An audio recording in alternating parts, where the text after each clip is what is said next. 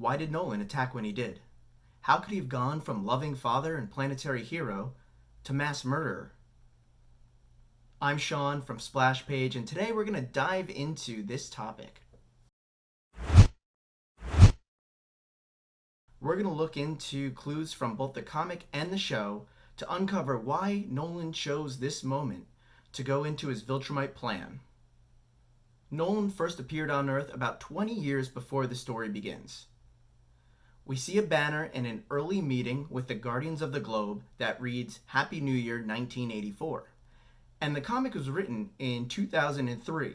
If we just use that as the date of the first issue in the story, that's about 19, almost 20 years, since he got there a little bit before 1984.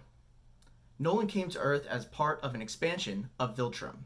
Due to the countless planets out there and the ever-dwindling number of Viltrumites, rather than sending a full-scale attack to the New Worlds, they would send a single Viltrum to weaken the world's defenses, so when it came to time for a full-scale attack, the planet would be very easy to take over, and therefore they didn't need to spend that much time there. Upon Nolan's arrival on Earth, he hated it. He thought it was a strange world with strange people on it. He immediately regretted taking the mission. It turned out to be a very difficult assignment as far as the other missions he had been on previously for the World Conquering Committee. For one, this version of Earth already had superheroes flying around and doing good. Second, every time he turned around, he had to protect Earth from another force or another attack. He couldn't let someone else take over the planet as he waited for Viltrumites to come in their full-scale attack, so he basically had to be always vigilant, always fighting, and it appeared to the humans that were on Earth that he was actually protecting them.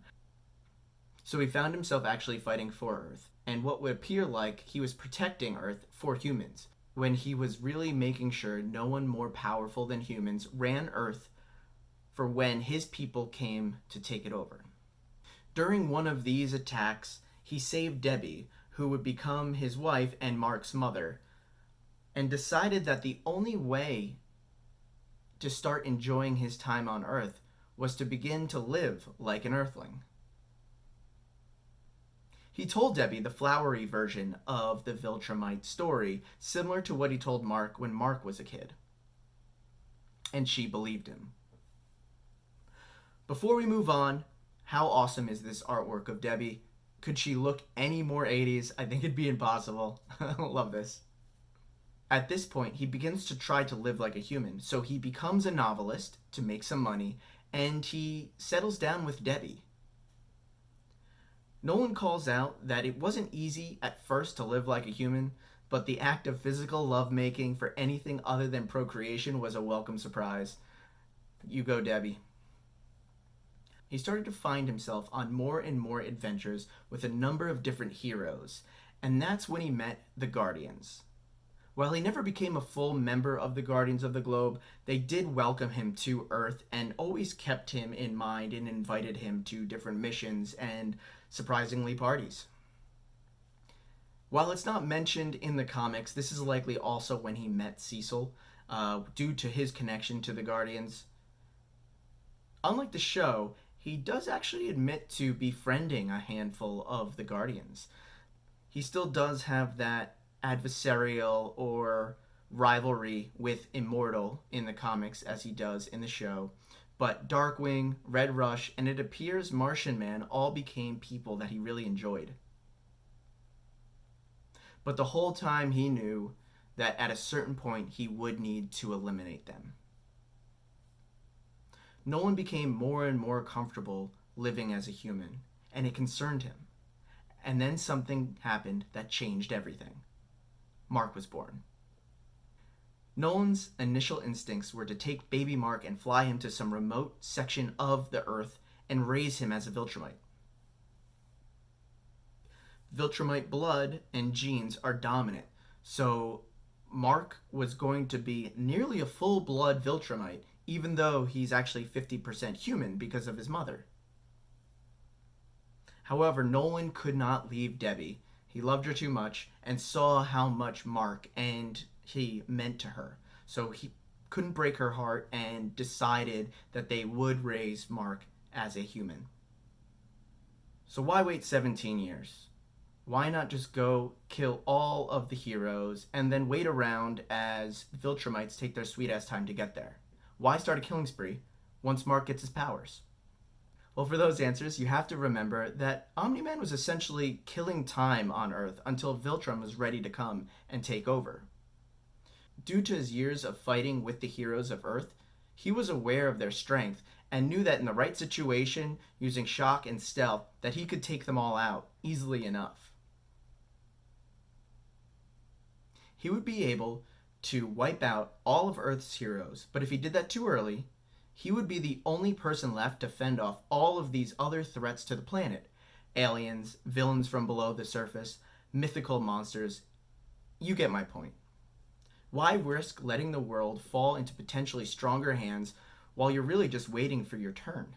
Once Mark was born, things really changed because now there was someone else on Earth that could potentially have his same strength. Sure, there was a small chance that Mark would be born a squib or a muggle, to steal Harry Potter terms, but due to knowing the Viltrumite blood and their DNA is so strong that it takes hold 99.999% of the time, the chances of that were very slim. Nolan, who loved his wife and son, didn't want to make a move until he absolutely needed to. And that happened once Mark proved to have Viltrumite powers, because he couldn't risk Mark joining the Guardians of the Globe or another superhero team and giving him conflicting messages to what the Viltrumite ultimate goal was. Because setting him up in that situation would mean once Viltrumites come, he would need to kill his own son.